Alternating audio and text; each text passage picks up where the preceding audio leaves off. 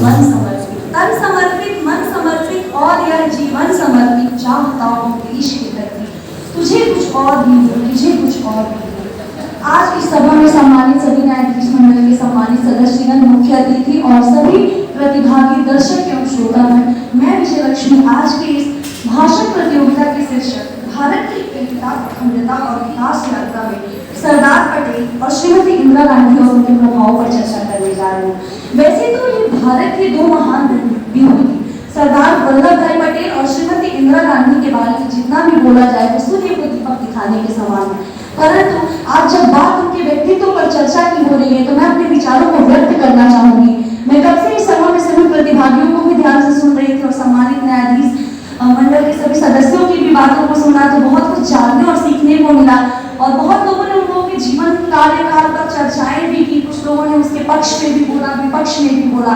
जरूरत है इस चर्चा की तो मुझे लगता है वो इसलिए है कि आज के भारत के निर्माण में जिसमें हम अमृत काल का महोत्सव मना रहे हैं तो सबसे ज्यादा जरूरत है कि इस महान विभूतियों के जीवन से हम सीख ले सके और आने वाली पीढ़ी को ये सीख दे सके ताकि ये जो भारत है जो पहले भी विश्व गुरु था आज भी है और हमेशा बना रहे। और हम तो जाने ही चाहते हैं पूरे विश्व में एकता और अखंडता के लिए। तो जब हम बात करते हैं इन दोनों महान विभूतियों के योगदान के बारे में तो सबसे पहले कि जैसा कि आप सभी ने इस पे चर्चा किया कि भारत के 565 बटे हुए रियासतों को एकीकृत करने में सरदार वल्लभ भाई पटेल ने महत्वपूर्ण भूमिका निभाई। निसंदेह यह बहुत ही कठिन कार्य रहा होगा उस समय के लिए कि 565 रियासतों को जोड़कर एक अखंड भारत बनाना और मानचित्र पर जो कि सबसे अलग, सबसे अनूठा, सबसे अद्वितीय भारत है और पूरे विश्व में अपनी सभ्यता संस्कृति के लिए जाना जाता है। हमारी संस्कृति में तो सोच ही नहीं थे वसुधैव कुटुंबकम की,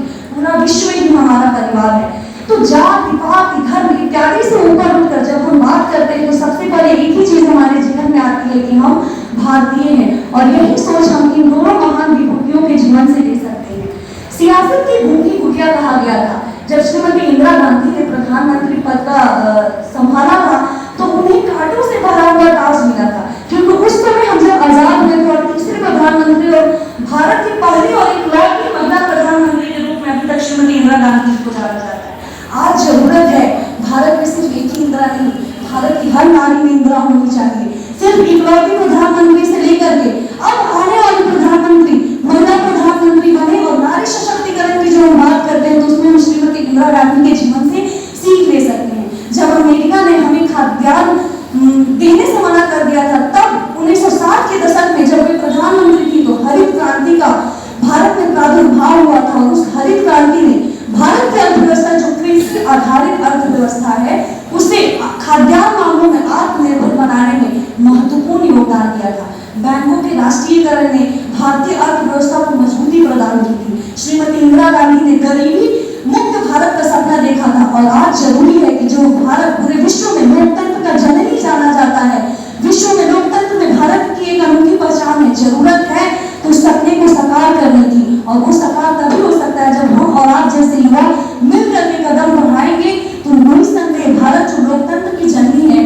वो श्रीमती इंदिरा गांधी के सपने यानी गरीबी मुक्त भारत को साकार कर सकता है। सरदार वल्लभ भाई पटेल को उनके अप्रतिम योगदान के लिए मरणोपरांत 1991 ईस्वी में भारत रत्न जो कि भारत का सर्वोच्च सम्मान है उससे सम्मानित किया गया था। तो भारत रत्न सम्मान अपने आप में अनूठा है, खास है और सबसे बड़ी बात है कि हम लोग जिस महामना के विद्यालय में पढ़ते उन्हें भी भारत रत्न से सम्मानित किया गया था। तो भारत में आज एक नहीं ऐसे हजारों युवा हैं जो कि सरदार वल्लभ भाई पटेल के जीवन से सीख ले सकते हैं और राष्ट्र की एकता और अखंडता में अपना बहुमूल्य योगदान दे सकते हैं। यूनान रोमा सब